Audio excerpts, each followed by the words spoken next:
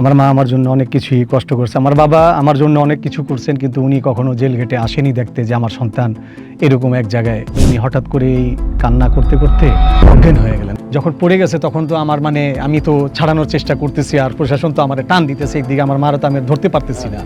আমার মা খুব কান্না করতেছিলেন, আর এই কথাটা শুনে আমার আমি আপনাকে বোঝাতে পারবো না। আমার খুবই কষ্ট লাগছে ওই সময়, যে আমি প্রতিটা মায়ের মুখের দিকে চাইলেই বোঝা যায় যে সন্তানের জন্য উনি কিরকম ফিল করতেছে। আসলে এটা সাজা হয়ে যাওয়ার পর যখন আমার মা আমার সামনে আসেন যে জীবনে একটা লাল দাগ লাগলো, তোর সাজা হয়ে গেল, তখন আসলেই আমি কি বলবো শান ভাই, আমার মা খুব কান্না করতেছিলেন, আর এই কথাটা শুনে আমার আমি আপনাকে বোঝাতে পারবো না। আমার খুবই কষ্ট লাগছে ওই সময়, যে আমি প্রতিটা মায়ের মুখের দিকে চাইলেই বোঝা যায় যে সন্তানের জন্য উনি কীরকম ফিল করতেছে। আসলে এটা আল্লাহ মাদেরকে তৈরি করছেই সন্তানের জন্য এরকমভাবেই, যে উনি আমার সব কিছুই ছিলেন।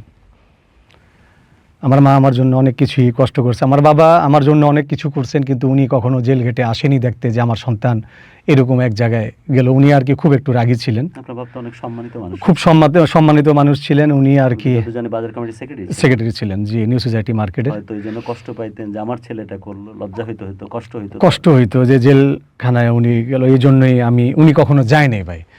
পরে মায়ের কথা মা আমার অনেক কষ্ট করলেন, খুব কান্নাকাটি করলেন যে ওর সাজা হয়ে গেল। পরে উনি ওই কোর্টে উনি আবার হার্টের পেশেন্ট ছিলেন, এই যে হার্ট ফাউন্ডেশনে উনার ট্রিটমেন্ট চলতেছিল, উনি হঠাৎ করে এই কান্না করতে করতে অজ্ঞান হয়ে গেলেন ভাই। ওই সময় আমার খুবই চোখের সামনে ভাই, খুবই ওই সময় আমার এটা কোর্টে, জি জি জি জি সিএমএম কোর্টে ম্যাজিস্ট্রেট কোর্টে। তখন যখন পড়ে গেছে তখন তো আমার আমি তো ছাড়ানোর চেষ্টা করতেছি, আর প্রশাসন তো আমার টান দিতেছে একদিকে, আমার মারও তো আমি ধরতে পারতেছি না। এই ভিড়ের ভিতর কোর্ট কাছারি তো আপনি জানেনই, কোর্ট কাছারি কেমন একটা বিশৃঙ্খলা সৃষ্টি থাকে, মানুষের গণসংখ্যা অজ্ঞান হয়ে পড়ে যাওয়ার পরে আমি আর পারতেছি না আমার মার ধরতে, তারাও টানতেছে, তারা বলতেছে দেখতেছে। পরে লোকজন এসে নিয়ে গেল, আমি তো চিন্তায় আছি আমার মা কিরকম আছে, হার্টের সমস্যা। উনি একা ছিলেন, আসলে যখন একাই ছিলেন। আমার মা একজনকে পাওয়া যায়নি কোর্ট পর্যন্ত আসার জন্য মায়ের সাথে? না, কাউকে পাইনি। আমার বড় ভাই সে বিয়ে শাদী করে আলাদা ছিল, একাই আসতে হয়েছে ওনাকে। তারপর পরে কিছুক্ষণ পর আবার আমি ওইখানে যে গারদ যে জায়গায় আমাদের আসামিদেরকে জমা রাখে, ওইখানে আমি আতাউর ভাইয়ের নামের একজন লোক আসলেন, উনি অত্যন্ত ভালো লোক, কোর্ট দারোগা উনি।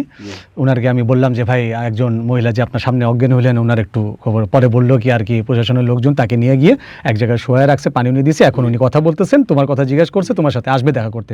তখন আমি একটু স্বস্তি পাইলাম যে যাক, এখন স্বস্তি আছে আমার মা। তারপরে তো ভিতরে তো কামড় দিতেছে মায়ের জন্য।